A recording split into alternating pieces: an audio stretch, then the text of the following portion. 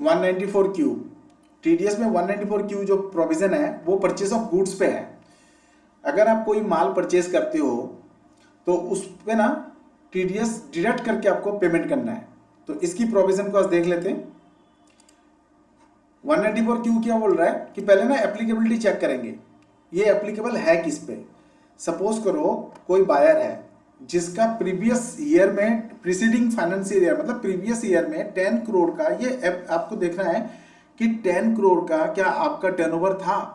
अगर आपका gross receipts और सेल, अगर आपका सपोज करो आप बायर हो, कोई माल परचेज कर रहे हो, आपका ग्रॉस रिसिप्ट्स और सेल्स अगर 10 करोड़ है प्रीवियस ईयर में, एक्सक्लूडिंग जीएसटी, जीएसटी लेकर तो ये ज़्यादा हो जाएगा ना, 10 करोड़ का ये ज़्यादा, करीब करीब 11 करोड़ पॉइंट 80 लाख के आसपास हो जाएगा। एग्जाम्पल बता रहा हूँ। तो आप ना जीएसटी छोड़ के अगर 10 करोड़ का प्रीवियस ईयर में जो ईयर क्लोज हो चुका है उसमें अगर आपका टर्नओवर है तो इस साल में वो एप्लीकेबल हो जाएगा कि आप टीडीएस काटोगे 0.1% से। लेकिन एक चीज और देखना है कि अगर किसी को पेमेंट कर रहे हो, अगर 50 लाख के ऊपर पेमेंट कर रहे हो, किसी की पेमेंट अगर है, परचेस ऑफ गुड्स अगर है, वो बिल का वैल्यू अगर 50 लाख को एक्सीड कर जाता है तो हमें टीडीएस काटना है। अगर 40 लाख का बिल है तो फिर नहीं काटना, 45 लाख का बिल है तो नहीं काटना। अगर 50 लाख के ऊपर का कोई बिल है तो हमें उस पर टीडीएस काटना है। और कितना परसेंट से काटना है? 1% से, 0.1%। ठीक है ना, रेट ऑफ टीडीएस क्या है? 0.1%। ठीक है, तो सबसे पहले एप्लीकेबिलिटी हमें क्या देखना है कि 194 क्यू में अगर हम एप्लीकेबल है तो हो रहा है या एप्लीकेबल हो रहा है क्या, इसके लिए क्या देखेंगे? प्रीसीडिंग ईयर, जो लास्ट ईयर है ना, लास्ट ईयर का हमारा टोटल रिसिप्ट या फिर टर्नओवर हमारा कितना था, सेल्स हमारा कितना था। अगर हमारा सेल जीएसटी को छोड़ के 10 करोड़ की रिसिप्ट या सेल्स था हमारा, 10 करोड़ 10 करोड़, तो फिर 194 क्यू हम पे लागू होता है। तो हमारा अब नेक्स्ट चीज क्या देखना है कि अगर कोई बिल हम परचेज कर रहे हैं और उस बिल का वैल्यू 50 लाख से ऊपर, किसी भी क्लाइंट का 50 लाख से ऊपर ड्यूरिंग द फाइनेंशियल ईयर अगर है तो हमें टीडीएस काटना है। ठीक है ना। तो अगर एग्जांपल सोच लो कि कोई bill during the financial year, कोई बिल अगर 60 लाख का आ गया तो क्या है 50 लाख एग्जेम्प्ट होगा यहाँ पे? यस, यहाँ पे एग्जेम्प्ट होगा। यहाँ पे क्या बोल रहा है कि अगर आपका 50 लाख का कोई, जैसे 60 लाख का आपने गुड्स टोटल 60 लाख का परचेज किया किसी भी पार्टी से during the financial year, 60 lakh का आपका परचेज है और अगर आपने 50,000 का एग्जेम्पशन जो है वो हो जाएगा तो आपका रेट क्या रहेगा फिर? Total 0.1% on 10 lakh. वो कैसे आप देख लेते एक बार। देखो सबसे पहले हमें क्या देखना है 194 क्यू में, 194 क्यू परचेस पे लगता है, ये सर्विसेज पे नहीं है, ये परचेस पे है। अगर हम किसी से गुड्स परचेस करते हैं तो बोलता है कि बिल पे ना टीडीएस काटो, तब जाके पेमेंट दो, डायरेक्ट पेमेंट मत दो। पहले क्या होता था, परचेस पे हम जीएसटी का पेमेंट करते थे। अब क्या बोल रहा है कि आप ना जो बिल परचेस करते हो ना, जिस पे परचेस करते हो बिल अमाउंट, उस पर आप टीडीएस काट के पेमेंट करो ताकि गवर्नमेंट को पता रहे कि आपने किससे परचेस किया, उसका टीडीएस का पैन गवर्नमेंट के पास जाए। ठीक है, तो परचेस, ये 194 क्यू ओनली परचेस पे लागू होता है।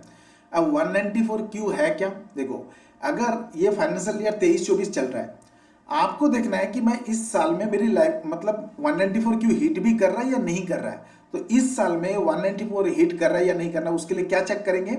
लास्ट ईयर का टोटल सेल्स या रिसिप्ट्स। टोटल सेल्स कितना बोल रहा है? 10 करोड़। अगर आपका लास्ट ईयर में 10 करोड़ की रिसिप्ट्स या सेल है तो आप इस 194 क्यू में फॉल कर जाते हो। लेकिन दूसरा चीज क्या देखना है कि ये जो 10 करोड़ है ना, वो एक्सक्लूडिंग जीएसटी होना चाहिए, ना कि इंक्लूडिंग जीएसटी। इंक्लूडिंग जीएसटी इस पर नहीं चलेगा।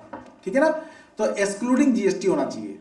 तो अगर इंक्लूडिंग जीएसटी करोगे तो वैल्यू कम हो जाएगा, 10 करोड़ से भी कम हो जाएगा। इसीलिए बोला एक्सक्लूड जीएसटी, सिर्फ 10 करोड़ की रिसिप्ट या सेल होना चाहिए तो 194 क्यू आप पे हिट करता है। अगर आप पे 194 क्यू एप्लीकेबल होता है। अब सेकंड चीज क्या देखना है कि आपने during the financial year, suppose करो आपने किसी भी पार्टी से माल खरीदा सपोज आपने ओके लिमिटेड से आपने परचेज किया, वो आपका क्लाइंट है, आपको रॉ मटेरियल परचेज करता है। अगर आपने during the financial year 60 lakh का परचेज किया तो आपको ना 10 लाख के ऊपर, 50 तो एग्जेम्प्ट है, 50 लाख इसके लिए एग्जेम्प्ट है, लेकिन 50 लाख जो एग्जेम्प्ट है इंक्लूडिंग जीएसटी, आप यहां पे देख लेना, एक तो है एक्सक्लूडिंग जीएसटी, एक है इंक्लूडिंग जीएसटी। तो पेमेंट जो है 50 लाख के ऊपर अगर कोई है परचेज तो उस पर हमें 0.1% का टीडीएस काट के पेमेंट करना है, ना कि पूरा 60 लाख पे। बाकी में क्यों, बाकी जो हमने सर्विसेज में क्या देखा कि जैसे ही कोई थ्रेशोल्ड लिमिट क्रॉस करता है तो हम पूरा पे पूरा काट लेते हैं, लेकिन यहाँ पे ऐसा नहीं है। यहाँ पे क्या बोल रहा है कि ड्यूरिंग द फाइनेंशियल ईयर अगर आपने टोटल 60 लाख का परचेज किया है तो आपने ना 50 लाख को उसको एग्जेम्प्ट कर देना है। देखो यहाँ पे ये देखो टैक्स,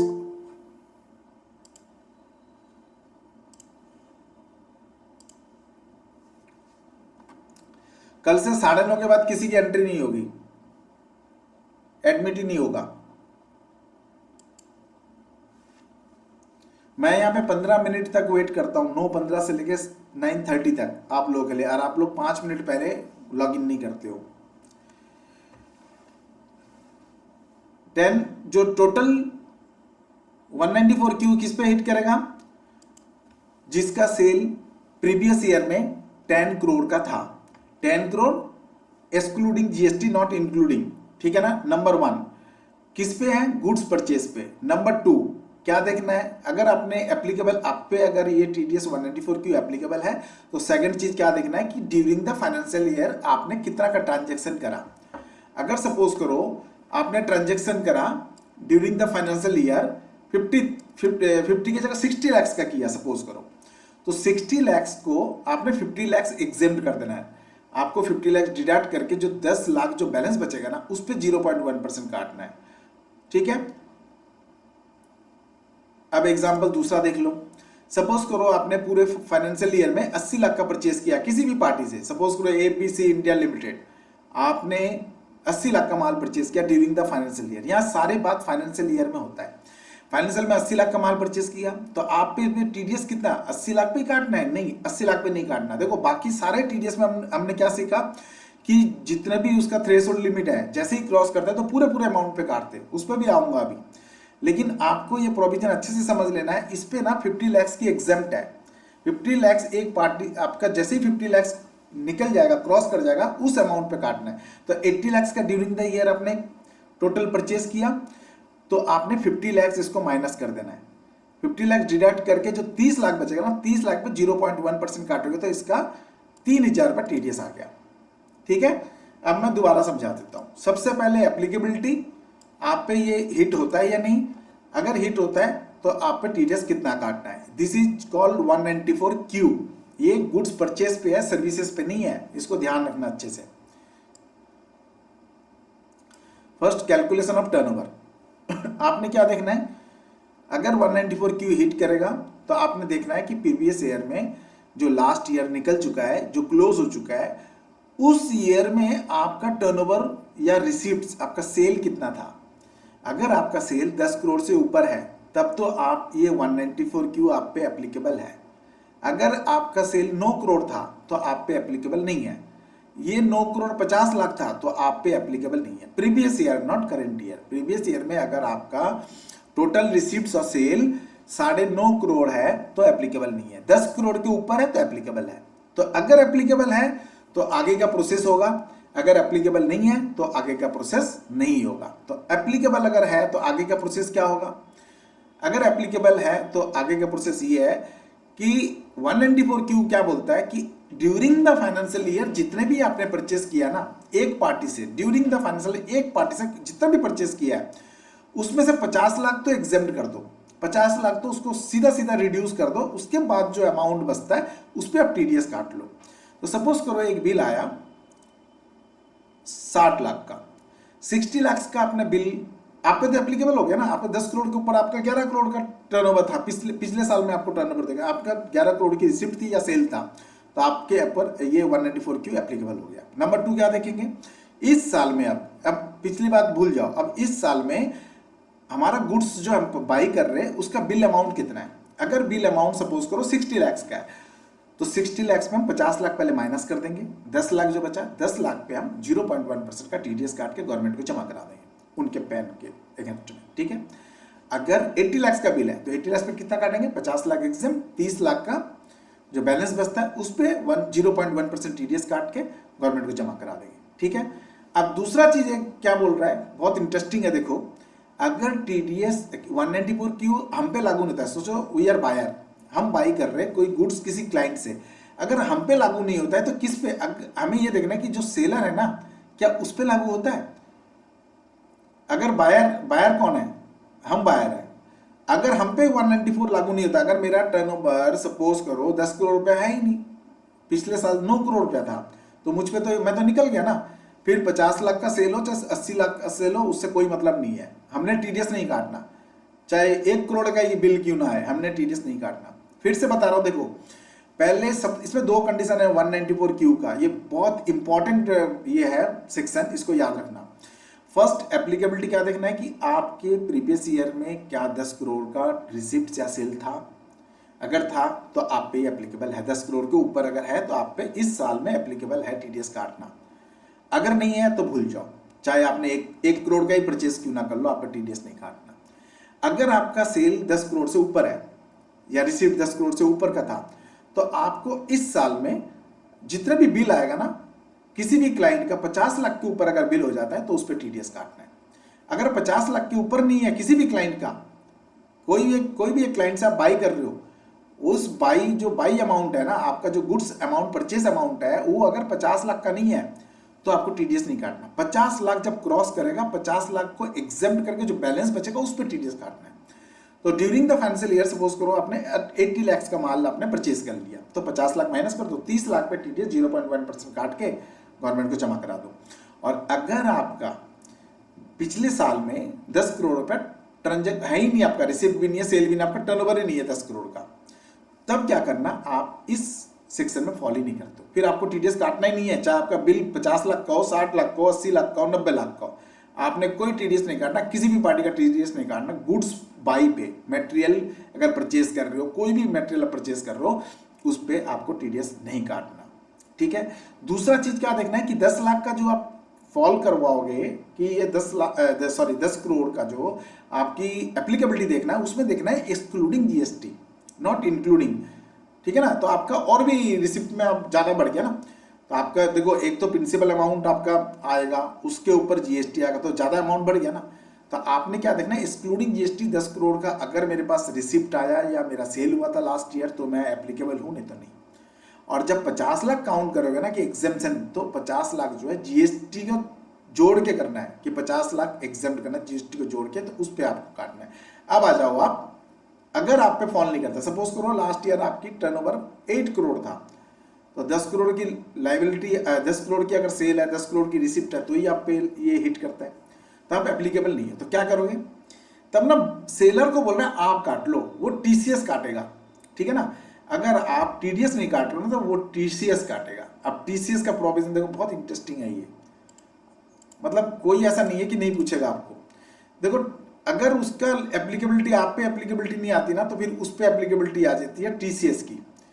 तो वो क्या करेगा, वो यही देखेगा कि उसका भी 10 करोड़ का सेल था क्या, वो 206 टीसीएस लागू होता है। देखो ये 194 क्यू है, ये बायर के लिए है और ये वेंडर्स के लिए है।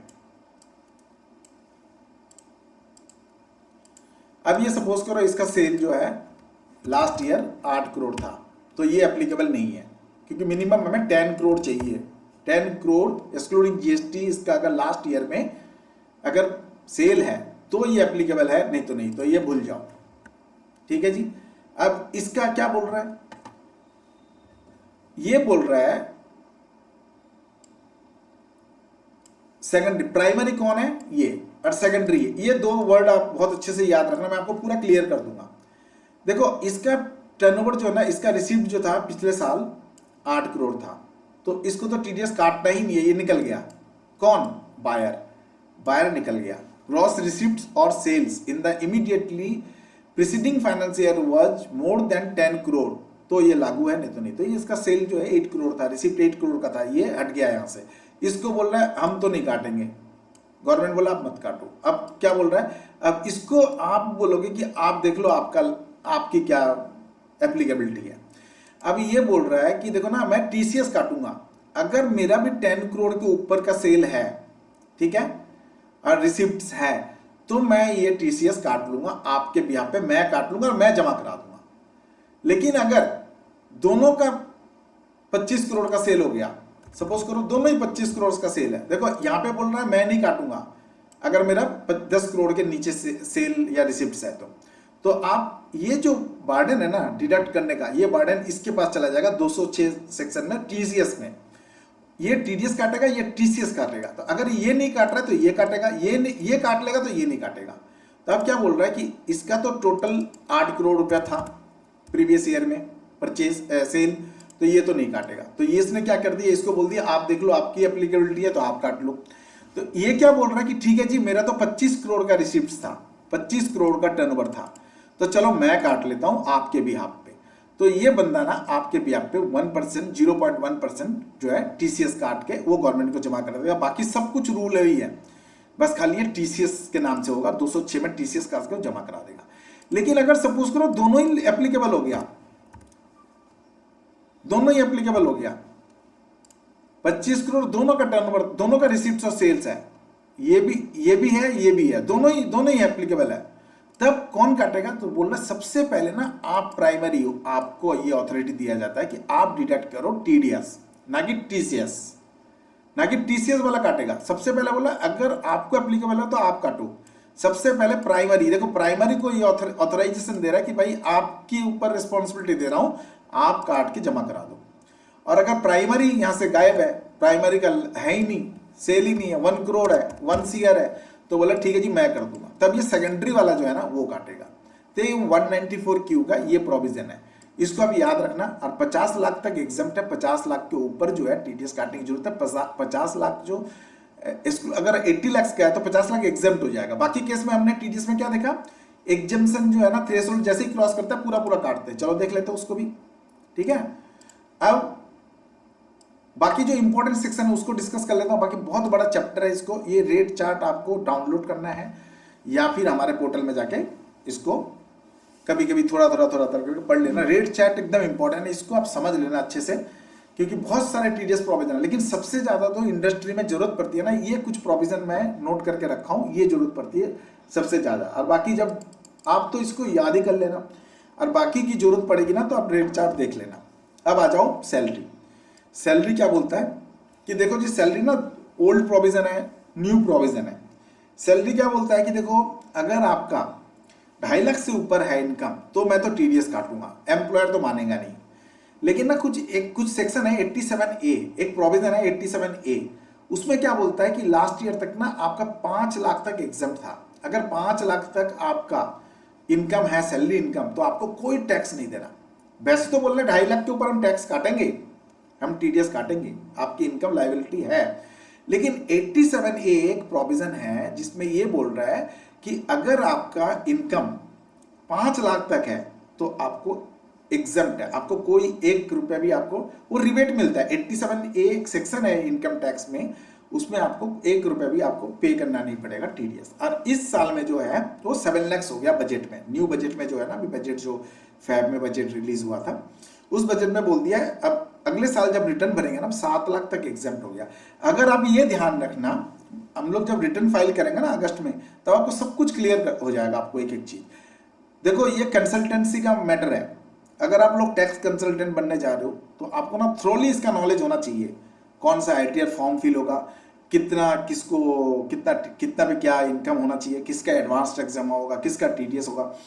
अगर आप कहीं जॉब भी करते हो ना तो भी पार्ट टाइम आप उसका टीडीएस रिटर्न का काम अगर कहीं से मिलता है ले लेना, इनकम टैक्स रिटर्न का काम मिलता है ले लेना, छोड़ना मत। कंपनी में जब काम करोगे ना अपने आप आपके पास आएगा, आप खाली अपने आप बोलना शुरू कर देना मैं इनकम टैक्स रिटर्न का काम जानती हूँ, इनकम टैक्स का रिटर्न फाइल करती हूँ, बस अपने आप आपके पास आ जाएगा।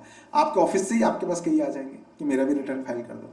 अगर आपने क्लाइंट बना लिया ना और पूरे साल में मेहनत करके अच्छा क्लाइंट बना लिया तो आपका ये बहुत बड़ा एक कॉर्पस हो सकता, बहुत बड़ा अमाउंट आपका इनकम हो सकता है। ये इसको छोटा मोटा इनकम मत समझना। टीडीएस रिटर्न और इनकम टैक्स रिटर्न में बहुत कमाई है। उसके बाद जीएसटी का काम अगर कोई कंपनी से मिल गया तो हर महीना आपको कमाई देगा।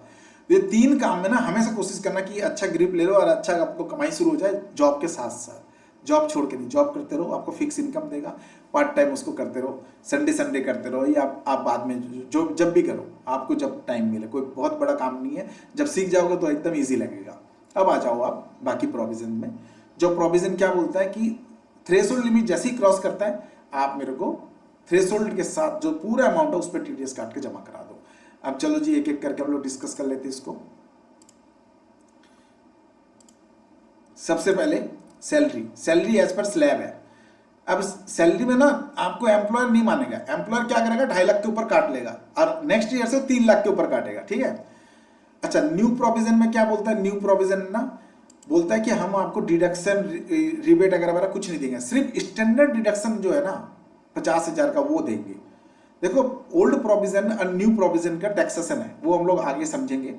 ओल्ड प्रोविजन में ना सारे डिडक्शन एटीसी ये वो जितना भी है ना मेडिकल ये सारे डिडक्शन मिलता है ओल्ड प्रोविजन में। इसीलिए ओल्ड प्रोविजन जो है ना अभी तक चल रहा है और ज़्यादातर लोग ओल्ड प्रोविजन में ही टैक्स फाइल करते हैं क्योंकि उनको ना सारे रिबेट एग्जेम्पशन सब कुछ मिल जाता है, HRA ये डिडक्शन ये वो सब मिल जाता है, ठीक है। उसके बाद 1.5 लाख की ATC मिल जाता है, उसके बाद मेडिक्लेम मिल जाता है, ये सारे आपको मतलब ये जो है ओल्ड रेजिम में जो टैक्स फाइल करते हैं उसको मिलता है। लेकिन नया रेजिम जो न्यू टैक्स रेजिम है उस पर ना आपको ये सारे ATC और ATD ये सब कुछ नहीं मिलेगा। इसमें सिर्फ स्टैंडर्ड डिडक्शन है 50,000 का ना वो मिल जाएगा और कुछ नहीं मिलेगा। इसीलिए ना लोग जल्दी से न्यू रेजिम में आना नहीं चाहता। न्यू रेजिम में क्या कर दिया कि 7 लाख तक आपका ना कोई टैक्स नहीं लगेगा। इसको हम लोग आगे डिस्कस करेंगे। अभी जो इस साल में जो फाइल करो 5 लाख तक का, 5 लाख तक 87A एक सेक्शन है इनकम टैक्स एक्ट में, उसके अनुसार अगर 5 लाख तक कमाई कर रहे हो ना कोई टैक्स नहीं है। अगर टीडीएस काट भी रहे हो ना तो जब रिटर्न फाइल कर दोगे उसके बाद वो रिटर्न आ जाएगा आपके पास, रिफंड बोलते हो, अपने आप रिफंड आ जाएगा। जैसे ही आप टैक्स वहाँ पे नॉन टैक्सेबल फाइल आपका बनेगा, आपने सपोज 4,50,000 का आपने दिखा दिया आपका टोटल इनकम है, सपोज 4,50,000 आपने रिटर्न फाइल कर दिया, आपका टीडीएस कटा हुआ, हर महीना टीडीएस काट दिया, काटने तो कोई बात नहीं, वो आपका सेविंग्स जमा हो रहा है। टीडीएस काटने के बाद ना वो टीडीएस का अमाउंट रिफंड आ जाता है, वो 7 से 10 दिन के अंदर आ जाता है। रिटर्न फाइल जब आप वेरीफाई कर दोगे ना, रिटर्न फाइल करने काफ़ी नहीं होता, उसको OTP से वेरीफाई करना पड़ता है। पहले तो बेंगलोर जाता था CPC में, अब बेंगलोर एक्नॉलेजमेंट नहीं जाता है, साइन करके बेंगलोर एक्नॉलेजमेंट भेजना पड़ता था, उसके बाद वो वेरीफाई माना जाता था कि वो रिटर्न आपने फाइल किया। अब वो बंद, अब ना उसकी जरूरत नहीं, आप खाली OTP वेरीफाई कर दो पोर्टल में जाके, बस आपका रिटर्न जो है फाइल हो जाएगा, आपका वेरीफाई हो जाएगा। तो इसमें क्या 7 लाख, अभी जो अगले साल से हम करेंगे ना उसमें 87A में 7 लाख कर दिया, 7 लाख तक कोई टैक्स नहीं है, ठीक है जी। अब आ जाओ स्टैंडर्ड डिडक्शन मिलेगा इसमें। अब आ जाओ एक एक करके टीडीएस रिटर्न का प्रोविजन को हम लोग देख लेते हैं क्या क्या रेट है। देखो सैलरी तो एज पर स्लैब हो गया, इसको तो भूल जाओ। 194C कल ये डिस्कस करा था, दोबारा सुन लो। 194C में क्या होता है, पेमेंट टू कॉन्ट्रैक्टर, मतलब सेक्शन ही है 194C पेमेंट टू कॉन्ट्रैक्टर, इसका नाम ही है। सपोज करो कोई आपने जॉब वर्क करवाया, कोई कॉन्ट्रैक्ट करवाया, कोई काम करवाया आपने किसी से, तो सिंगल बिल और पूरे ईयर का जो कंसोलिडेटेड बिल है उसके ये प्रोविजन है। तो इसमें क्या बोले, सिंगल बिल मतलब पूरे साल में आपने 20 हजार करके, सपोज करो आपके पास 4 बिल आ गया, 20,000 20,000 20,000 20,000, कितना जी 80,000 का आपका टोटल कलेक्शन होगा, आपने पेमेंट करना है बिल का। 4 बिल आया, आपने कोई टीडीएस नहीं काटना है इस पे। क्यों नहीं काटना, देखो इसने बोला सिंगल बिल 30,000 का होना चाहिए, अदरवाइज दूसरा प्रोविजन इसमें देखो, प्रोविजन दूसरा हिट कर रहा है। दूसरा प्रोविजन क्या बोल रहा है, दूसरा प्रोविजन बोल रहा है कि या तो 1 लाख रुपए ड्यूरिंग द फाइनेंशियल ईयर हो आपका ट्रांजेक्शन, चाहे टुकड़ों में भी हो, अगर बिल टुकड़ों में भी है ना तो भी 1 लाख का कम से कम होना चाहिए। अगर 1 लाख का पूरे फाइनेंशियल ईयर में आपका ट्रांजेक्शन हुआ है तो आप टीडीएस काट सकते हो। 194C का प्रोविजन ही है, इसमें थोड़ा सा अलग प्रोविजन है। ये सब आपको ये ना याद रखनी पड़ेगी। ऐसा कोई इंटरव्यू नहीं है जहां पे अगर आपने बोल दिया मुझे टीडीएस का काम आता है वहां पे ये सेक्शन ना पूछे। आप गारंटी के साथ देख लेना, ये कोर्स खत्म करने के बाद ना कभी कभी ना टाइम मिला ना आप लोग इंटरव्यू देना शुरू कर देना, देखो तो सही। अब इंटरव्यू का सबसे बढ़िया तरीका क्या पता है क्या, आपके लोकल न्यूज़पेपर खोलो संडे को, उस पर देखो अकाउंटेंट की जॉब कितना है, जो भी प्रोमिनेंट न्यूज़पेपर है, नहीं तो एसेंट खोलना। वैसे न्यूज़पेपर में ऐड आना आजकल बहुत कम हो गया, उसका रीज़न यही है कि लोग ना ऑनलाइन आ गए। ऑफलाइन में एक तो ऐड एक्सपेंसेस बहुत ज़्यादा है, न्यूज़पेपर में ऐड देना बहुत एक्सपेंसिव हो गया। तो लोग अब स्विच करके ऑनलाइन में, ज़्यादातर लोग ऑनलाइन देखते हैं। आप कोई भी प्रोमिनेंट जो जॉब पोर्टल है उसमें जाओगे ना, उसमें खाली प्रोफाइल बना के रखना आपका काम नहीं है। प्रोफाइल बना के रखने से आपके पास पूरे साल में 2-3 कॉल आएगा, इंटरव्यू कॉल, ये आप लिख के रख लो। अगर आपने प्रोफाइल बना लिया और आप खुद जॉब सर्च करके आप अप्लाई करते रहोगे तो आपके पास डेली 2 कॉल आ जाएगा। अब कैसे, मैं बताता हूँ, एग्जाम्पल बताता हूँ। देखो, मैं एक कंपनी हूँ, मैं सबसे पहले क्या करूँगा, कोई पोर्टल में जाऊँगा, जो भी मतलब प्रोमिनेंट पोर्टल है, जो आपको लगता है इस पोर्टल में मिल जाता है जॉब, तो उसमें जाओगे। तो उसमें जाने के बाद ना, जैसे ही आप जॉब सर्च करोगे तो सबसे पहले ना आपको जो लेटेस्ट ऐड है ना वो मिलेगा। विद इन 15 डेज के जो है उसको आप क्लिक करो।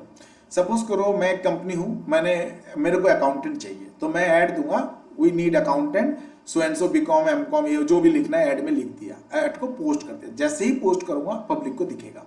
किसको दिखेगा? जो ऑलरेडी उस पोर्टल में मेंबर्स मतलब फ्री मेंबरशिप ले रखा है। फ्री मेंबरशिप मतलब आपने अपना रिज्यूम सबमिट कर रखा है एज ए जॉब सीकर। अगर आप जॉब सीकर हो तो आप सबसे पहले क्या करोगे, आप जाओगे पोर्टल में जाके, जैसे ये यहाँ पे क्या करोगे, सबसे पहले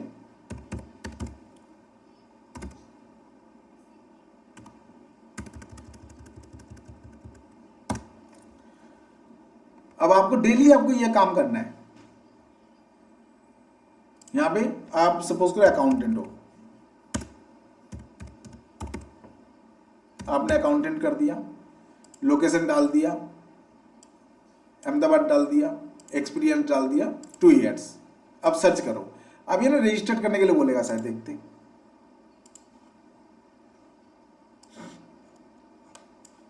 अच्छा, रजिस्टर न्यू इसलिए लॉगिन करने नहीं दे रहा है, सर्च करने नहीं दे रहा है, रजिस्टर करना पड़ेगा। तो पहले तो आप जाके रजिस्टर करना अपने आप को, ठीक है ना। अपने आप को जब रजिस्टर कर लोगे तब आप सर्च कर सकते हो। चलो दूसरे किसी में देख लेते हैं, ये ऐसे ही है।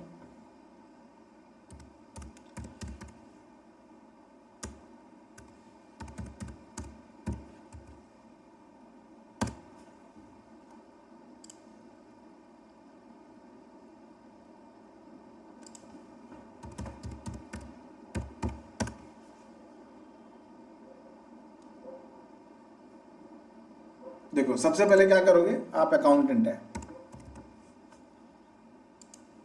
अकाउंटेंट कर दो आप।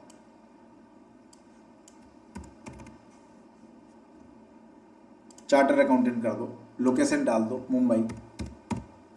मुंबई सिटी आ गया। अब ना एक्सपीरियंस डाल दो, आपका एक्सपीरियंस 5 साल का है, 4 साल कर दो, सर्च कर लो। अब क्या करोगे, देखो ये सर्च, देखो आपको बताता हूं, ये 90% लोगों को पता नहीं है। लोग ना बस प्रोफाइल बना के छोड़ देते हैं। अब जो ये परफेक्ट पर्सनल है ना, या कोई भी ये जो है, ये जॉब प्राइवेट लिमिटेड जो भी है, ठीक है, इन्होंने जो ऐड दिया है ना, कैरियर वर्ल्ड, ये जो ऐड दिया है, ये पर्टिकुलरली कंपनी ने ऐड दिया है। अब ये ना, इसके पास तभी सीवी आएगा जब आप एक क्विक अप्लाई करोगे। यहाँ पे क्विक अप्लाई, आपका डेटा बना हुआ है, आपका वहाँ पे पर्सनल डिटेल सब कुछ है। अगर आप क्विक अप्लाई कर दोगे, यहाँ पे कोई ईमेल आईडी होगा ना, तो आप ईमेल कर देना। सबसे पहला काम क्या देखना, इसमें क्या क्या है, इसका इन्फॉर्मेशन, इसका कोई ईमेल आईडी है क्या। अगर इसका ईमेल आईडी है तो कोशिश करना कि ईमेल पे भेजना। देखो इसका ईमेल आईडी है, मोबाइल नंबर है, तो आप व्हाट्सअप कर देना। अगर व्हाट्सअप काम करे तो देख लेना, तो आपको फास्ट रिस्पॉन्स आएगा। अगर ईमेल, कहीं का ना ईमेल भी देख के रखता है, अगर ईमेल आईडी मिल जाता है तो ईमेल पे कर देना। वेबसाइट देखना चाहो तो वेबसाइट देख लेना, इसका वेबसाइट दिया हुआ है,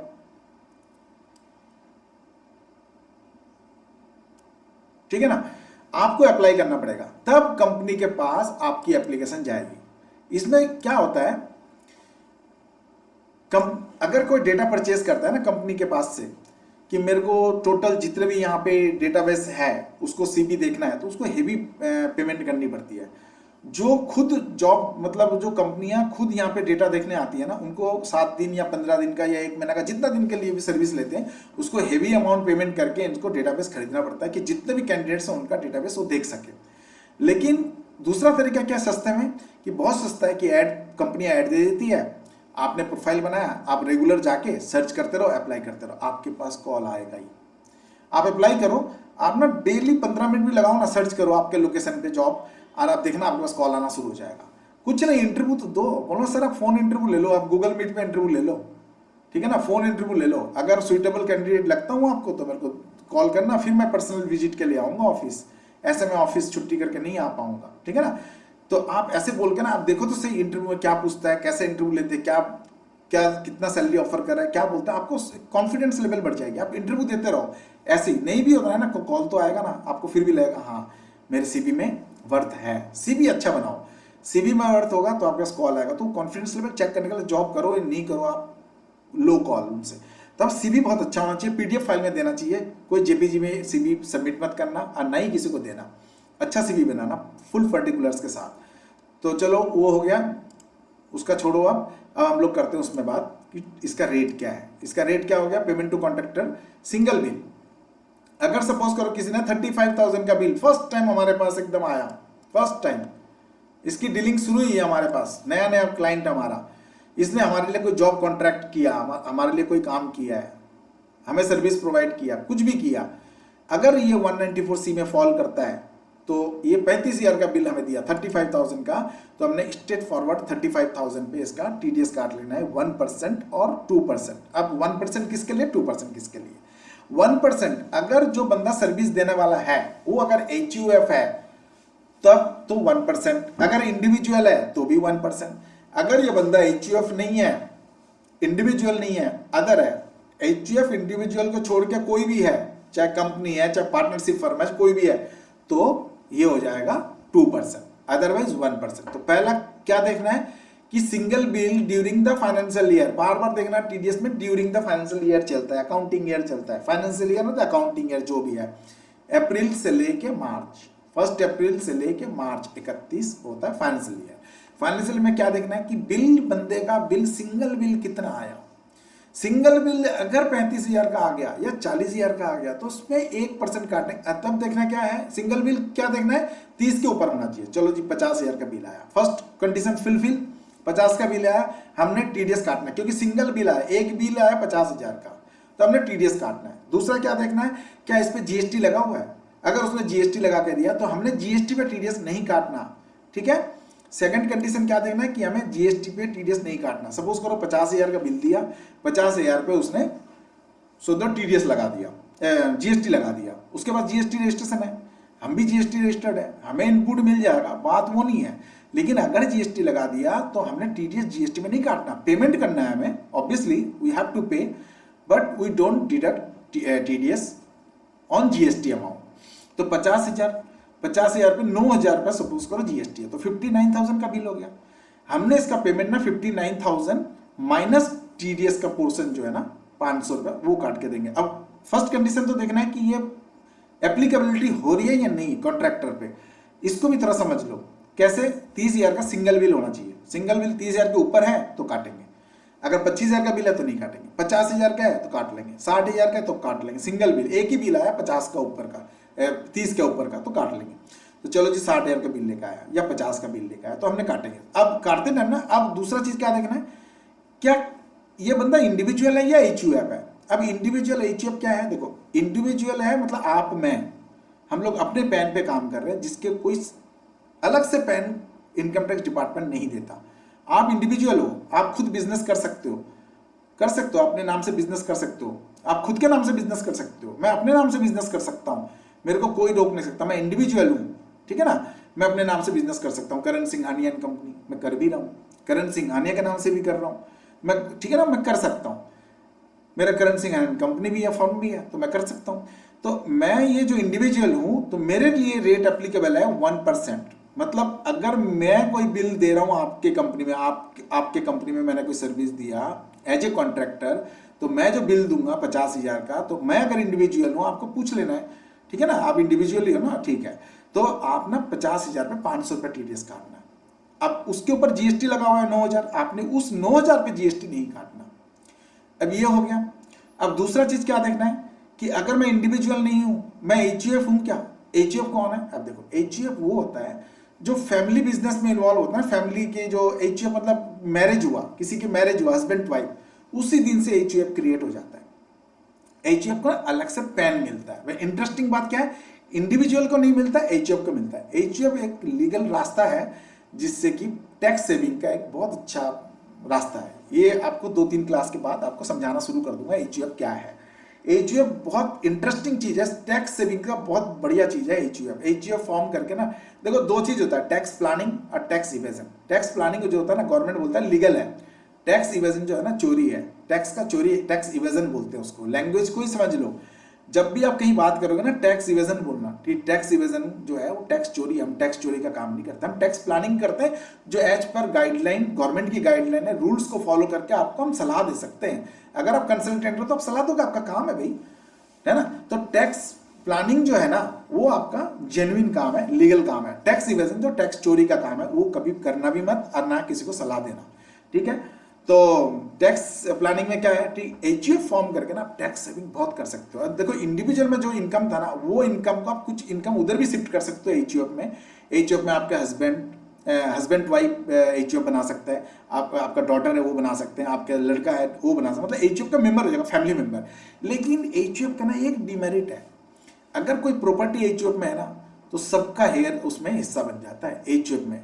और कर्ता एक होता है, कर्ता कौन होता है, जो मोस्ट सीनियर पर्सन होता है ना वो कर्ता होता है, बाकी सब मेंबर है। एचयूएफ में एक मोस्ट जो मेल मेंबर होगा, फीमेल मेंबर कर्ता नहीं हो सकता है, कुछ कुछ केसेस है जहां पे हो सकता है, लेकिन सबसे पहले प्रायोरिटी किसको है, मेल सीनियर मोस्ट मेंबर को, वो करता है, उसका सब जगह साइन चलेगा। और बाकी जो है मेंबर है, मेंबर एक बार एक एग्रीमेंट बना लिया या कुछ भी एग्रीमेंट बनाना चाहे तो बना सकता है, बाकी जो उनके डिसीजन होगा ना वो सब कुछ करता करेगा, ठीक है। तो ये एचयूएफ कौन बना सकता है, अभी ये भी सुन लो, स्पेशल चीज है ये। एचयूएफ सिर्फ हिंदू, ये नाम ही है हिंदू अनडिवाइडेड फैमिली, लेकिन ये Hindu undivided family HUF form जो है क्रिएट कर सकता है, हिंदू कर सकता है, मैं हिंदू हूं मैं कर सकता हूं, मैं जैन हूं, जैन भी एक रिलीजियन हो गया, अभी रिलीजियन हो चुका है जैन, तो जैन भी हिंदू में ही काउंट होता है, एचयूएफ फॉर्म कर सकता है, जैन जो है ना एचयूएफ फॉर्म कर सकता है, ठीक है। उसके बाद सिख है, सिख भी, जो सिख होता है ना, सिख भी एचयूएफ फॉर्म कर सकते हैं।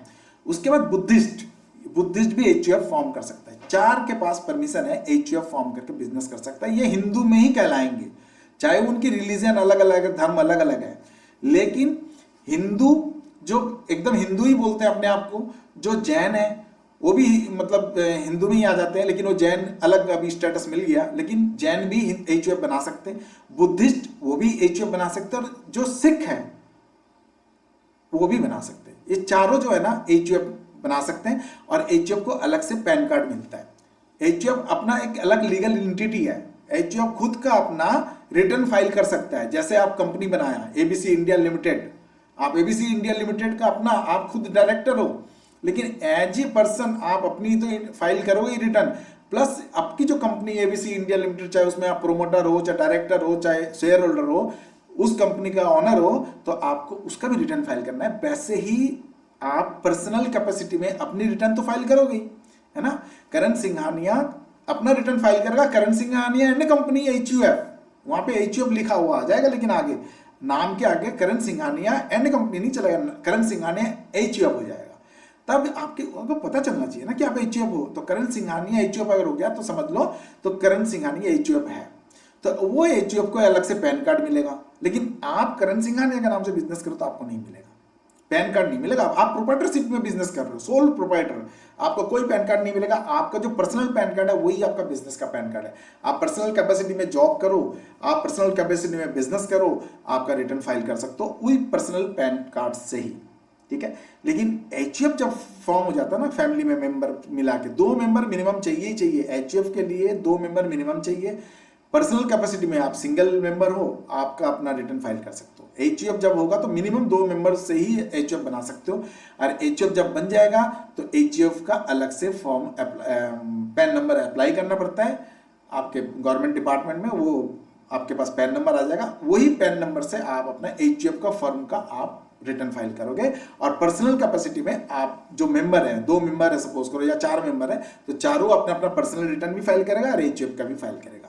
तो यहाँ पे उसको बोल रहा है, क्योंकि एचयूएफ और इंडिविजुअल ये दोनों पर्सन को बोल रहा है, आप तो 1% आपका टीडीएस काटूंगा जी, मैं कंपनी हूं, मेरे पास आप बिल लेके आए, 50,000 का बिल लेके आए, हम तो आपका 1% टीडीएस काटेंगे। अगर आप एचयूएफ नहीं हो, आप इंडिविजुअल नहीं हो, आप फर्म हो, पार्टनरशिप फर्म हो, एलएलपी हो, कंपनी हो, आपने कोई सर्विस दिया, अब हो ही सकता है ना एबीसी एंड कंपनी, ये पार्टनरशिप, दो पार्टनर, आप लोग दोनों पार्टनर हो सकते हो, या आप लोग 4 पार्टनर हो सकते हो, मिलकर बिजनेस कर रहे हो, तो आपने कोई रिटर्न फाइल करवा, आपने जो अगर कोई आप सर्विस दिया हमारे कंपनी में, तो मैं आपका टीडीएस काटूंगा 2%, ना कि 1%। ये है 194C। तो इसमें एक तो सबसे पहले देखना आपको सिंगल बिल अगर 30 से ऊपर है तो टीडीएस काटना है, नहीं तो कोई टीडीएस नहीं काटना। लेकिन दूसरा कंडीशन भी देख लो आप, दूसरा कंडीशन है कि आपका ड्यूरिंग द फाइनेंशियल ईयर जब 1 लाख रुपया क्रॉस कर जाएगा, जैसे ही 1 लाख रुपया क्रॉस किया तो आपको फुल अमाउंट पे टीडीएस काट लेना है। During the year, during the financial year अगर 50 लाख से ऊपर का 1 लाख से ऊपर का आपका अगर बिलिंग हुई है जिसका आप पे कर रहे हो, तो आपको, या फिर कोई पेमेंट भी कर रहे हो, 1 लाख का पेमेंट भी करो, बिल छोड़ दो, 1 लाख के ऊपर का कोई पेमेंट कर रहे हो ना, तो भी आपको टीडीएस काटना है 1% और 2%। 1% इंडिविजुअल एचयूएफ के लिए काटना है जिसको पेमेंट दे रहे हो, अगर वो बंदा एचयूएफ है तो, और या इंडिविजुअल है तो 1%, अदरवाइज कोई कंपनी है, पार्टनरशिप फर्म है तो 2%। ये तो क्लियर हो गया यहां तक का। दूसरा, कमीशन ब्रोकेज, कमीशन या ब्रोकेज, कोई आपने ब्रोकेज दिया, मकान, किसी के मकान किराए पे दिया आपने, उसको ब्रोकेज दिया, तो उसका ना एग्जम्पशन है, एकदम थ्रेशोल्ड है 15,000, 15,000 का ब्रोकेज दे रहे हो, 15,000 तक का ब्रोकेज में तो कोई टीडीएस नहीं काटना। 15,000 के ऊपर कोई ब्रोकेज दे रहे हो तो आप 5% सीधा सीधा उसका काट लेना, जितना भी दे रहे हो उससे ऊपर काट लेना 5%, ठीक है ना। ब्रोकेज अमाउंट पे 5% टीडीएस काट लेना है। अब सेल ऑफ हाउस, सपोज करो कोई आप सेल कर रहे हो, क्या सेल कर रहे हो, हाउस, लेकिन वो हाउस ना आपका वो होना नहीं चाहिए, एग्रीकल्चरल लैंड नहीं होना चाहिए। अगर कोई हाउस आप सेल कर रहे हो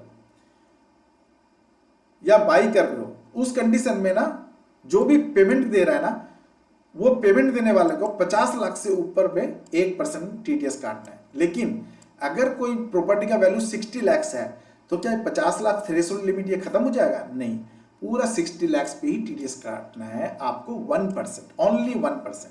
सपोज करो आपका एक प्रॉपर्टी है, जिस प्रॉपर्टी को आप बाई कर रहे हो, उस बाई के ऊपर आपको पेमेंट करना है। कितना का पेमेंट फिक्स हुआ? 52 लाख का फिक्स हुआ।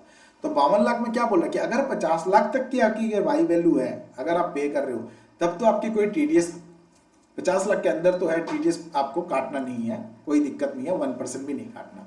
अगर आप 52 लाख का प्रॉपर्टी है तो आपको पूरे 52 लाख पे 1% टीडीएस काट के गवर्नमेंट को जमा कराना है, ठीक है ना। ये सेल ऑफ हाउस उस पे ये है। लेकिन ये जो है ना, ये एग्रीकल्चरल लैंड पे काउंट नहीं होता, चाहे वो एग्रीकल्चरल लैंड 50 लाख से ऊपर का ही क्यों ना हो, ठीक है ना।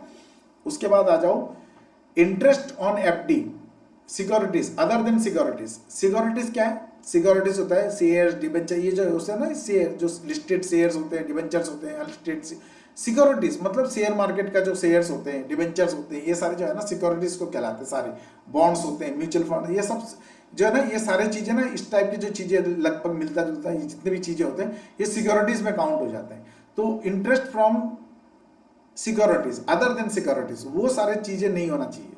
तो इसमें क्या होना चाहिए? सो बैंक एफडी है या फिर कोई रेकरिंग डिपॉजिट है, कोई बैंक से आपको इंटरेस्ट मिल रहा है, तो यहाँ पे क्या बोल रहा है कि 10% टीडीएस काटना है। लेकिन ड्यूरिंग द फाइनेंशियल ईयर अगर आपको ये भी देखना है कि आपकी थ्रेशोल्ड लिमिट कितना है, 40 लाख, 40,000 है या 50,000। 40 ईयर तो अगर सीनियर सिटीजन नहीं है तो उसके लिए तो 40,000 है। अगर सीनियर सिटीजन है, सीनियर सिटीजन अगर कोई 50,000 तक का अगर रिसीव करता है तो कोई टीडीएस नहीं कटेगा, 50,000 से ऊपर है ना टीडीएस कटेगा। लेकिन यहाँ सीनियर सिटीजन कौन है? सीनियर सिटीजन है जिसकी एज 60 अबव है, ठीक है ना। 60 अबव जिसकी भी एज है वो सीनियर सिटीजन में कहलाता है। तो उसका 50,000 जैसे ही क्रॉस करेगा उस पर टीडीएस कट जाएगा। और recurring deposit, FD, bank FD, ऐसे चीजें आता है 194A में। अब आ 194I। 194I रेंट पेमेंट है। देखो ये बहुत ज़्यादा इंपॉर्टेंट सेक्शन है, बहुत लोग रेंट पेमेंट करते हैं। तो कंपनी जितने भी है ना, बहुत सारे कंपनी ना 80-85% तो कंपनी रेंट पे ही ऑफिस लेके बना के रखा है, ठीक है ना। तो रेंट पेमेंट जब करते हैं, सपोज करो आपका रेंट जो है ना गवर्नमेंट ने एग्जम्पशन दे रखा है 2,40,000, मतलब थ्रेशोल्ड है। गवर्नमेंट क्या बोल रहा है इसमें? इसमें दो चीज़ है, इसमें क्या बोलना कि अगर आपने कोई हाउस प्रॉपर्टी रेंट पे लिया हो या फर्नीचर फिक्सचर्स लिया हो, भाई प्रॉपर्टी के अंदर फर्नीचर फिक्सचर्स भी तो आते हैं ना। आपने रेडीमेड एकदम फुल्ली फर्निश्ड हाउस ले लिया, आपने ले लिया फुल्ली फर्निश्ड हाउस, तो आपका रेंट अगर 2,40,000 पूरे साल में देखना है ड्यूरिंग द फाइनेंशियल ईयर, अगर 2,40,000 से ऊपर अगर आपकी टोटल पेमेंट है तो आपको टीडीएस जो है ना काट के इसको देना है, और 2,40,000 का जो थ्रेशोल्ड है वो खत्म हो जाएगा। सपोज करो पूरे साल में आप 3 लाख रुपए पेमेंट कर रहे हो पूरे साल में, या हर महीना आप कर रहे हो 30,000 रुपया, तो 30,000 रुपये अगर हर महीना एवरी मंथ अगर पेमेंट कर रहे हो तो पूरे साल में आप कितना पेमेंट किए। अगर आप कोई गैप नहीं है, अगर आप अप्रैल से काउंट करते हो मार्च तक, तो 3,60,000 रुपया पूरे साल में आप पेमेंट करते हो। 12 इंटू 3 तो कितना हो गया 3,60,000। 3,60,000 अगर आप पेमेंट करते हो तो पूरे 3,60,000 पे ही आप टीडीएस 10% काटोगे। अगर तो आपने हाउस रेंट लिया है या कोई कमर्शियल प्रॉपर्टी लिया है, किसी भी तरह से बिल्डिंग अगर आपने कोई रेंट पे लिया है, ऑफिस के लिए हो चाहे कमर्शियल यूज के लिए कोई भी हो, अगर आपने लिया है कमर्शियल यूज के लिए, तो आपको फर्नीचर फिक्चर्स भी लिया हो आपने रेंट पे, तो भी अगर उसका टोटल वैल्यू 3,00,000 रुपया होता है, 2,40,000 से ऊपर हो जाता है, तो आपका 10% टीडीएस काट के पेमेंट करना है और उनके पैन नंबर पे टीडीएस जमा हो जाएगा। सेक्शन है 194I है रेंट के लिए। लेकिन दूसरा चीज इसमें एक और चीज है, इसमें क्या बोलता है कि अगर आपने कोई मशीनरी लिया है ना, मशीनरी जैसे आप कोई फैक्ट्री चला रहे हो, आप फैक्ट्री का ओनर हो ही सकते हो, आप बहुत बड़े फैक्ट्री का ओनर हो, अगर आपने सपोज करो 5 करोड़ का कोई ये ले लिया, मशीन ले लिया जो आप परचेस करना नहीं चाहते हो, आपने सोचा ये इक्विपमेंट मेरे को रेंट पे मिल रहा है, मैं क्यों परचेस करूँ, उसका इतना क्यों लॉस बेयर करूँ, इतना इन्वेस्टमेंट क्यों करूँ, इतना डेप्रिसिएशन क्यों दूँ, क्यों अपना इन्वेस्टमेंट करूँ। तो आप कोई मशीनरी परचेस अपने रेंट पे ले लिया, इक्विपमेंट ले लिया, कुछ भी इस टाइप की चीजें ले लिया जो अपने बिजनेस को चलाने के लिए लिया सपोज करो, तो उसमें ना एक जो थ्रेशोल्ड है वो 2,40,000 ही है, लेकिन उसकी टीडीएस डिडक्शन रेट है ना 2% है, उसका 10% नहीं है। इसमें यह प्रोविजन आपको ध्यान रखना पड़ेगा। देखो रेंट पे ना, रेंट पे हाउस प्रॉपर्टी है तो 10%, फर्नीचर फिक्चर्स तक तो 10% है। हाउस खाली हाउस तो नहीं होता ना, कोई कोई हाउस प्रॉपर्टी के साथ फर्नीचर फिक्चर्स भी ले लेते हैं तो उसका तो 10% है, कोई कोई खाली हाउस ले लेता है ना, तो फर्नीचर फिक्चर्स नहीं है तो वो 10% ही है। लेकिन अगर कोई प्लांट एंड मशीनरी इक्विपमेंट अगर आपने कोई रेंट पे लिया है, कोई आपको बिजनेस चलाने के लिए है या आपको फैक्ट्री चलाने के लिए, तो आपको 10% की instead of 10% you have to deduct 2% only. 2% का टीडीएस यहाँ पे कटेगा प्लांट एंड मशीनरी पे, but threshold limit is the same. लेकिन जैसे ही थ्रेशोल्ड लिमिट क्रॉस कर जाएगा तो पूरे अमाउंट पे टीडीएस कटेगा, और थ्रेशोल्ड लिमिट अगर क्रॉस नहीं करता है आपको टीडीएस नहीं काटना। सेम वैसे ही आ जाओ आप प्रोफेशनल फीस में, आपको थ्रेशोल्ड लिमिट देखना है, थ्रेशोल्ड लिमिट जब तक क्रॉस नहीं करता टीडीएस नहीं काटना, अगर थ्रेशोल्ड लिमिट क्रॉस करता है तो टीडीएस काटना है। वैसे ही प्रोफेशनल सर्विसेज में आ जाओ, प्रोफेशनल सर्विसेज में कौन कौन आता है, doctors, chartered accountant, advocates, company secretary, CMA, cost and management accountant, ये सीओपी लेके बैठे अपना बिजनेस प्रोफेशन चला रहे हैं, एडवाइस दे रहे हैं लोगों को, कंपनियों को एडवाइस दे रहे हैं, है ना, वो प्रोफेशन कर रहे हैं ना अपना। तो ये जो प्रोफेशनल सर्विसेज देते हैं ना ऐसे लोग, जैसे ऑडिट फी, जैसे कोई चार्टर अकाउंटेंट है ऑडिट फी क्लेम करते हैं, ठीक है ना, या कोई सर्विसेज दे दिया एडवाइस का, उसका वो अपना बिल बना के दे दिया, तो कंपनी को जब बिल बना के देता है ना, वो बिल पे वो जीएसटी भी लगा के देते हैं, जिसके पास जीएसटी नंबर है लगा के देते हैं। बार बार बोल रहा हूं, जब भी आप टीडीएस काटोगे ना तो जीएसटी अमाउंट पे टीडीएस कभी भी नहीं कटता, क्योंकि टैक्स के ऊपर टैक्स नहीं कटेगा, जीएसटी ऑलरेडी अपने आप ही इनडायरेक्ट टैक्स है, उस पर आपको टीडीएस नहीं काटना, आपको बेस वैल्यू पे काटना, आपको सर्विस वैल्यू पे काटना, आपको प्रिंसिपल वैल्यू पे काटना है। जितने का आपने सर्विस रिसीव किया उतने पे ही टीडीएस काटना है। जो आपका टीडीएस जो प्रिंसिपल सर्विस है उसके ऊपर अगर कोई जीएसटी लगा है that you have to ignore, ठीक है ना। तो आपको खाली प्रिंसिपल बेस पे काटना है। सपोज करो आपका बेस प्राइस क्या है, आपका ना एक प्रोफेशनल सर्विसेज, आपने एक सीए से आपने ऑडिट करवाया, अपने कंपनी, आप कंपनी के मालिक हो, डायरेक्टर हो, आपने अपने कंपनी में अपने सीए से ऑडिट कराया। सीए कौन है, सीए तो प्रैक्टिसिंग ही होगा तभी ऑडिट कर सकता है ना। ऑडिट का परमिशन सिर्फ सीए के पास ही है ना, कंपनी के ऑडिट का, स्टेटरी ऑडिट का सीए के पास परमिशन होता है, वो भी सर्टिफिकेट ऑफ प्रैक्टिस वाले, ना कि जॉब वाले ऑडिट नहीं कर सकते, ठीक है। जॉब वाले इंटरनल ऑडिट कर सकते हैं, स्टेटरी ऑडिट नहीं कर सकते, क्योंकि उसके पास साइनिंग अथॉरिटी नहीं है। साइनिंग अथॉरिटी सीओपी वाले के, सीओपी जो सर्टिफिकेट ऑफ प्रैक्टिस होल्ड करते हैं, प्रैक्टिसिंग चार्टर अकाउंटेंट वही कर सकते हैं। तो 194J क्या बोल रहा है, 194J बोल रहा है अगर आपने कोई प्रोफेशनल सर्विसेज दिया किसी को भी, कंपनी को भी, बिजनेस पर्पस के लिए, तो अगर आपने 30,000 का ऊपर बिल है तब तो आप उससे टीडीएस काटोगे 10%, पूरे अमाउंट पे काटोगे जितना का आपका बिल है। अगर आपने प्रोफेशनल सर्विस 30 के अंदर बिल दिया, साल में एक ही बिल आया, सपोज करो साल में ओनली एक बिल आया, एक बिल कितना का, ओनली 30,000 के नीचे का बिल आया, समझो 25,000 का बिल दिया साल में, एक बार एक ही बिल दिया, ऑडिट फी एक बार किया आपने दे दिया, तो आपको ना 25,000 पे टीडीएस नहीं काटना, आपको 30,000 तक टीडीएस नहीं काटना। जैसे ही वो 50,000 का बिल दे दिया, 40 का दे दिया, 35 का दे दिया, 70 का दे दिया, 80,000 का बिल दे दिया, आपने वो टोटल अमाउंट पे काट लेना, ना कि थ्रेशोल्ड लिमिट जो 30,000 है आपको वो छोड़ना नहीं है, उसको इंक्लूड करके पूरे 80,000 पे काट लो। मतलब बोले ड्यूरिंग द फाइनेंशियल ईयर जिस दिन आपका ना 30,000 क्रॉस करता है ना, पूरे अमाउंट पे टीडीएस काट लो। और जब तक वो पूरे अमाउंट कवर नहीं करता 30,000, तब तक आपको टीडीएस नहीं काटना। जिस दिन 30,000 पे क्रॉस कर गया, पूरे अमाउंट पे टीडीएस काट लेना है। 80,000 का bill total during the financial year, suppose करो एक बिल आया 20,000 का, नहीं काटना। एक बिल आया फिर से 20,000 का, नहीं काटना। एक बिल फिर से बिल आ गया आपके पास 20,000 का, तो टोटल कितना हो गया, 60,000 हो गया। लेकिन सेकंड बिल में कितना हुआ था, पहले बिल दिया 20 का, फिर दिया 20 का, फिर दिया 20 का, तो जैसे ही वो 20 का दिया ना तो 40 हो गया ना, फर्स्ट बिल 20 नहीं काटना, फिर दूसरा बिल दिया 20 तो 40 हो गया ना टोटल। 30,000 के एग्जाम थ्रेशोल्ड था, अब थ्रेशोल्ड लिमिट से आप एक्सीड कर गए तो आप पूरे 40,000 के बिल में 10% टीडीएस, 40 के ऊपर 10% 4,000 था, 4,000 काट लो, काट के गवर्नमेंट के खाते में जमा करा दो। उनके पैन नंबर ले लो, उनके पैन में आप जमा करा दो, उनको जब असेसमेंट करेंगे उनको टैक्स का रिफंड मिल जाएगा, आपने गवर्नमेंट का कंप्लायंस पूरी कर दी, है ना। अगर आपने सपोज करो उसमें जीएसटी भी लगा है, तो जीएसटी अमाउंट पे टीडीएस मत काटना, उसको छोड़ देना, बस इतना ये ध्यान रखना इसका। ये है प्रोफेशनल सर्विसेज में, ठीक है। और अगर पूरे साल में अगर आपका 30,000 रुपये क्रॉस ही नहीं किया एक बंदे का, किसी भी एक चार्टर अकाउंटेंट का या किसी भी एक फर्म का, तो आपको उसका टीडीएस नहीं काटना। आपको फर्म वाइज देखना है, एक क्लाइंट वाइज देखना है, ना कि एक पूरे सेक्शन का, ठीक है ना। एक क्लाइंट का बिल 30,000 का होना चाहिए, 30,000 से ऊपर होना चाहिए, ना कि नीचे का, ठीक है जी। अब आते हैं दूसरे में। उसके बाद आया क्या, ऑनलाइन गेमिंग। देखो इसका तो कोई रिफंड वफंड नहीं मिलता जी। ऑनलाइन गेमिंग जो है ना, गेमिंग जो रम्मी सम्मी ये खिलाते हैं, जुआ खिलवाते हैं, ये सब गैम्बलिंग है। इस पे तो सीधा सीधा प्राइज विनिंग अमाउंट पे ना 30% टीडीएस कट जाएगा, फिर उसके बाद पेमेंट करेगा। जो भी पेमेंट करते हैं ना कंपनियां, सीधा 30% डिडक्ट कर लेके करके पेमेंट करता। सपोज करो मैंने 1 लाख रुपये जीता, तो मेरा 30% डिडक्ट करके मुझे 70,000 रुपये मेरे अकाउंट में आ जाएगा हैंड टू हैंड, लेकिन 30,000 जो है ना वो टीडीएस काट लेगा 30%, ठीक है जी।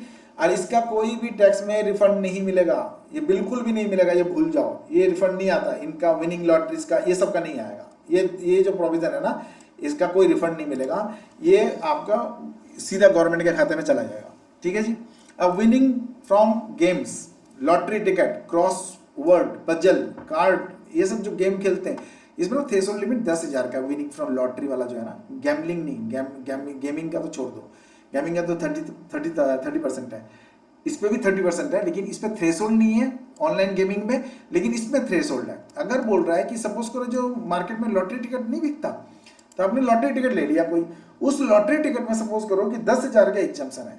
पहले क्या होता था, प्ले विंस लेवी ये सब चलता था, और वो उसमें क्या होता था कि 10,000 से ऊपर की कोई विनिंग अगर आपकी आ गई तो आपकी वो इनकम 10,000 हो गया, तो आपका 10,000 तक तो थ्रेशोल्ड है। अगर कोई भी लॉटरी टिकट आपने परचेस किया, उसमें अगर आपकी प्राइज मनी 7,000 रुपया, तो आपका टीडीएस नहीं कटेगा।